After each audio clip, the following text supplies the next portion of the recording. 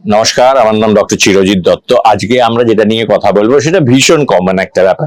নাক দিয়ে জল পড়ে। নাক দিয়ে জল তো সর্দি লাগলে পড়বে, অ্যালার্জি হলে পড়বে, যে কোনো খাবার যেটা আমার সাথে এগ্রি করছে না তাতে পড়বে, ঝাল লাগলে নাক দিয়ে জল পড়বে। ওটা তো বিরাট গুরুত্বের কোনো ব্যাপার নয়।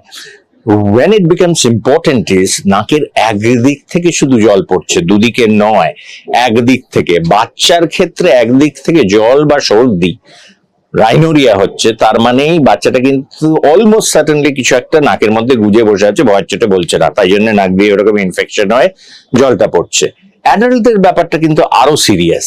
সেটা হলো সিএসএফ, মানে ব্রেনের বাইরে যে জলটা আছে সেটা নাকের মাঝখানে, নাক আর ব্রেনের মধ্যে একটা কমিউনিকেশন তৈরি হয়েছে যেটা থাকার কথা নয়। একটা প্যাথোলজিক্যাল প্রবলেম, এবং ব্রেনের জলটা নাক দিয়ে বেরোচ্ছে।